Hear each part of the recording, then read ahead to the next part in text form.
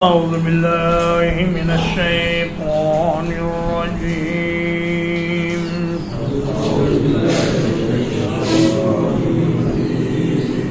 وإن فاتكم شيء من أزواجكم إلى الكفار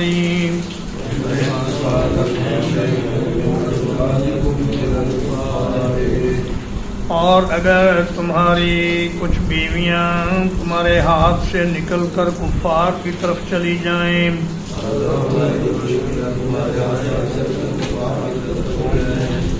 فَعَاقَبْتُمْ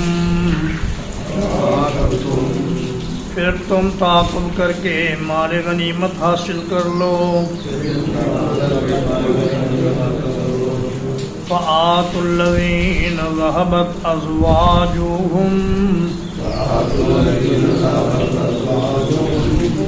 تو اس غنیمت میں سے ان لوگوں کو مال دو جن کی بیویاں چلی گئی ہیں مثل ما انفقوا اس خرچ کے برابر جو انہوں نے کیا واتقوا اللہ الذی انتم بہ مؤمنون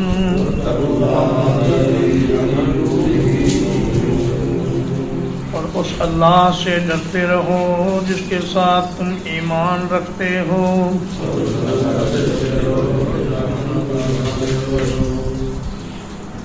فرمایا اگر ایسا ہو جائے کہ کوئی مسلمان عورت مرتد ہو کر کفار سے جا ملے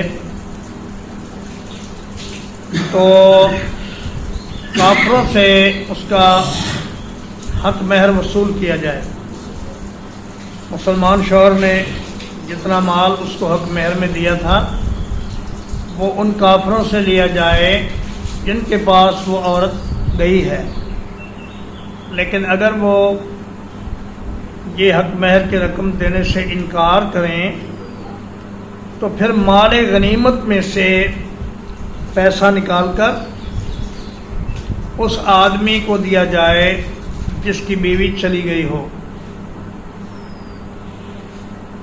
تاریخ اسلامی میں ایک ہی عورت کا ایسا واقعہ ہوا ہے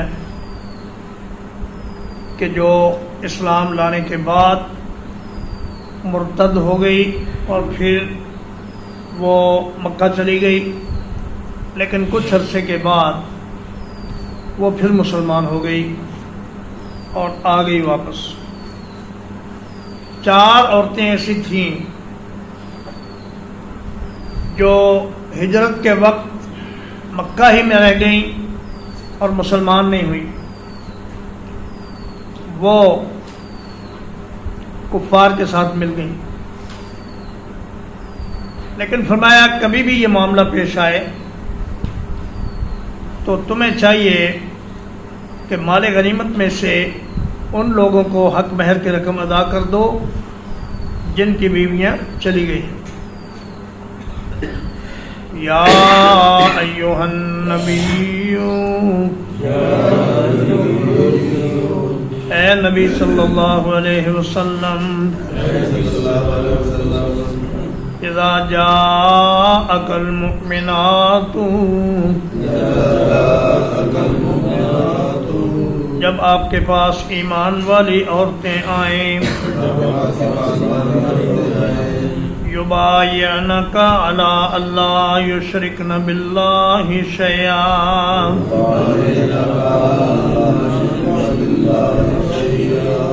اس بات پر بیعت کرنے کے لیے کہ وہ اللہ کے ساتھ کسی کو شریک نہیں کریں گی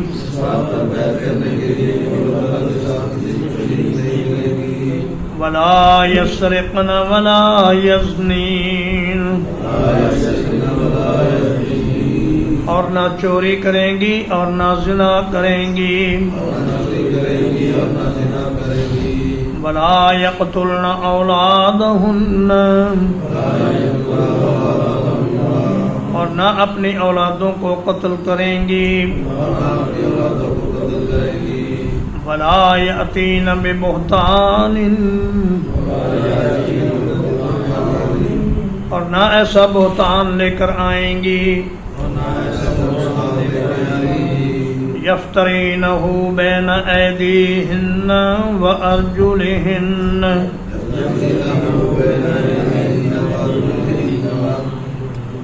جسے وہ اپنے ہاتھوں اور پاؤں کے درمیان گھڑ لیں، ولا یعصینک فی معروف، اور کسی نیک کام میں آپ کی نافرمانی نہ کریں، فبایعہن، تو آپ ان سے بیعت لے لیجئے، واستغفر لہن اللہ، اور ان کے لیے اللہ سے بخشش طلب کیجئے، ان اللہ غفور رحیم، یقیناً اللہ تعالیٰ بہت بخشنے والا بڑا مہربان ہے۔ فرمایا اے میرے نبی، جب کچھ عورتیں آپ کے پاس بیعت کرنے کے لیے آئیں تو چند باتوں پر ان سے وعدہ لے لیجئے اور ان سے بیعت لے لیجئے۔ نبی صلی اللہ علیہ وسلم کے پاس جو بھی عورت بیعت کرنے کے لیے آتی، آپ صرف زبانی بات کے ذریعے اس سے بیعت لیتے اور کبھی کسی عورت کو ہاتھ نہ لگاتے، نہ اس سے مصافحہ کرتے۔ ایک عورت نے کہا بھی کہ یا رسول اللہ آپ ہم سے مصافحہ کیوں نہیں کرتے؟ تو آپ نے فرمایا انی لا اصافح النساء، میں خواتین سے مصافحہ نہیں کیا کرتا۔ آج پیری مریدی کے نام پر یا روشن خیالی کے نام پر بڑے بڑے سیاسی لیڈر، حتیٰ کہ بعض مولوی اور پیر، وہ بیعت کے نام پر خواتین سے ہاتھ ملاتے ہیں، جو کہ قطعاً حرام اور ناجائز ہے۔ نبی کریم صلی اللہ علیہ وسلم نے فرمایا العینان زناہ النظر، آنکھ کا زنا دیکھنا ہے۔ اگر آپ نے موبائل پر بھی کسی غیر محرم عورت کو دیکھا اور آپ کو لذت آنی شروع ہو گئی تو یہ نظر کا زنا ہے۔ اور فرمایا والاذنان زناہ الاستماع، کانوں کا زنا یہ ہے کہ عورتوں سے جنسی گفتگو کی جائے، لذت لینے والی گفتگو عورت سے کی جائے اور اس کی باتیں سنی جائیں، یہ کانوں کا زنا ہے۔ اور فرمایا واللسان زناہ الکلام، زبان کا زنا یہ ہے کہ غیر عورتوں سے لذت والی اور لطف لے لے کر باتیں کی جائیں۔ اور فرمایا والید زناہ البطش، ہاتھ کا زنا یہ ہے کہ کسی عورت کو ہاتھ لگا لیا جائے۔ اور والرجل زناہ الخطا، فرمایا پاؤں کا زنا یہ ہے کہ عورت کی طرف چل کے جائے بری نیت سے۔ اور فرمایا القلب یتمنا و یہوی، دل خواہش کرتا ہے اور محبت میں گرفتار ہو جاتا ہے۔ والفرج یصدقہ او یکذبہ، پھر شرمگاہ اس کی تصدیق یا تکذیب کرتی ہے۔ تو یہ جتنے بھی اعضاء ہیں ان کے بارے میں کل قیامت کے دن سوال ہوگا۔ ان السمع والبصر والفؤاد کل اولئک کان عنہ مسئولا، اور وہ آنکھ جو حرام چیزوں کو دیکھتی ہے،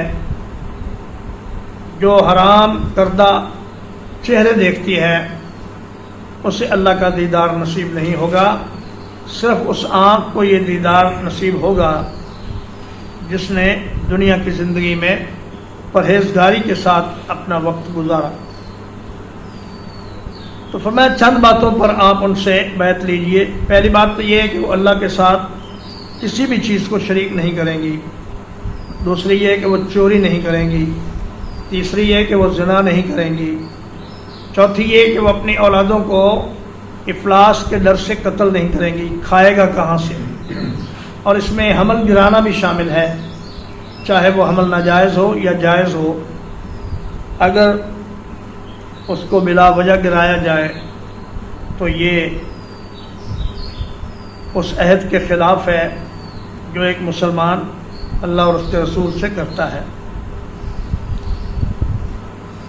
اور فرمایا وَلَا يَأْتِينَ بِبُهْتَانٍ يَفْتَرِينَهُ بَيْنَ أَيْدِيهِنَّ وَأَرْجُلِهِنَّ. ہاتھ اور پاؤں کے درمیان شرمگاہ ہوتی ہے، پیٹ ہوتا ہے. تو فرمایا کہ کسی کا بچہ ہو اور اسے اپنے خاوند کے ذمے لگا دے کہ یہ میرے خاوند کا بچہ ہے، یہ بہتان ہے. یا تو کسی کا بچہ اٹھا کر لے آئے اور کہے کہ یہ بچہ میرے پیٹ سے پیدا ہوا ہے اور یہ میرے خاوند کا بچہ ہے، یا کسی کے ساتھ ناجائز تعلقات استوار کرے اور کسی دوسرے مرد کا نطفہ اپنے رحم میں ڈلوا لے اور اس سے ہونے والے بچے کو اپنے شوہر کا بچہ بتائے. وَلَا يَعْصِينَكَ فِي مَعْرُوفٍ. پیغمبر کی ہر بات ہی نیکی اور بھلائی پہ مبنی ہے.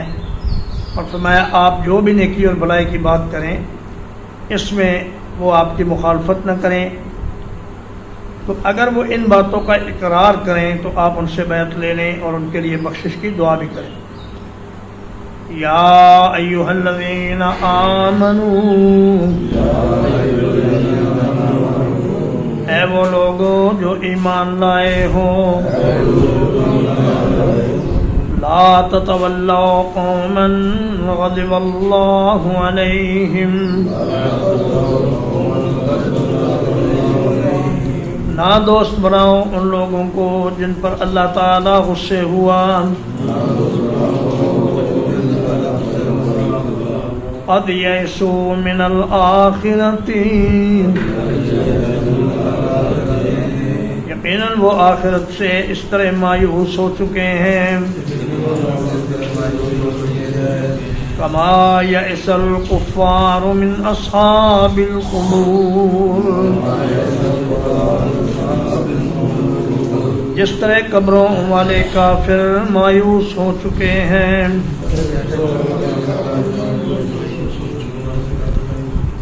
فرمایا ایسی قوم کو دوست نہ بناؤ جن پر اللہ کا غضب ہوا. مغضوب علیہم سے مراد عموماً یہودی قوم ہے، لیکن بعض جگہ مشرکین اور منافقین کے لیے بھی اللہ کے غضب کے الفاظ استعمال ہوئے ہیں. تو مطلب یہ ہوا کہ یہود و نصارہ، مشرکین اور منافقین، ان میں سے کسی کو بھی اپنا دوست نہ بناؤ. یہ یہود اور یہ مشرکین آخرت کی ہر خیر اور بھلائی سے اس طرح مایوس ہو چکے ہیں جس طرح کافر جو قبروں میں پڑے ہیں انہوں نے جب برزخ کے احوال دیکھ لیے اور عذاب کے حالات دیکھ لیے تو اب وہ ہر بھلائی سے اور ہر خیر سے مایوس ہیں. دوسرا معنی اس کا یہ ہے کہ جس طرح کافر لوگ قبروں والوں کے دوبارہ زندہ ہونے سے مایوس ہو چکے ہیں، اس طرح یہ یہودی آخرت سے مایوس ہو چکے ہیں. ترجمہ ایک بار.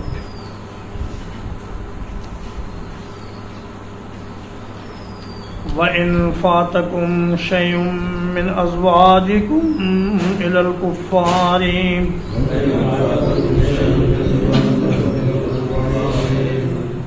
اور اگر تمہاری بیویوں میں سے کوئی تمہارے ہاتھ سے نکل کر کافروں کی طرف چلی جائے،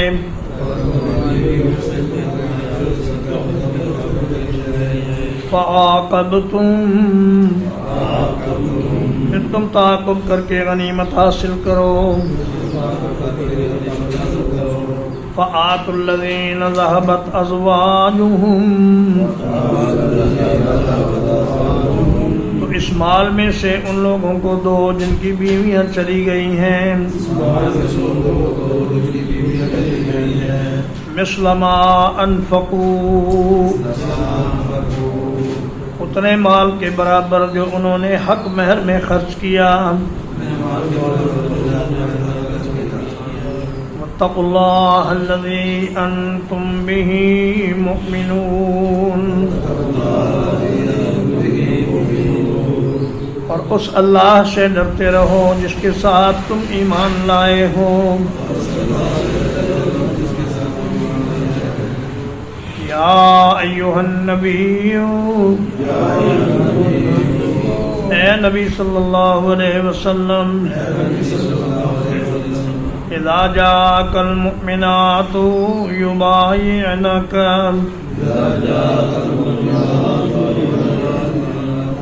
جب آپ کے پاس مومن عورتیں بیعت کرنے کے لیے آئیں، علی اللہ یشرکن باللہ شیئا، اس بات پر کہ وہ اللہ کے ساتھ کسی چیز کو شریک نہیں کریں گی، ولا یسرقن ولا یزنین، اور نہ چوری کریں گی اور نہ زنا کریں گی، ولا یقتلن اولادہن، اور ولا یأتین ببہتان، اور نہ ہی کوئی ایسا بہتان لے کر آئیں گی، یفترینہ بین ایدیہن وارجلہن، جسے وہ گھڑ لیں اپنے ہاتھوں اور اپنے پاؤں کے درمیان، ولا یعصینک فی معروف، اور نہ وہ کسی نیک کام میں آپ کی نافرمانی کریں گی، فبایعہن واستغفر لہن اللہ،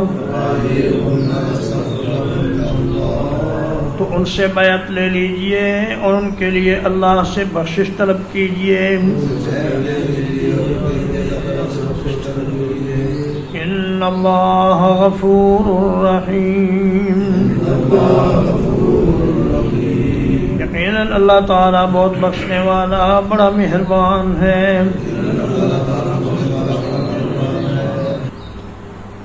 یا ایھا الذین آمنوا،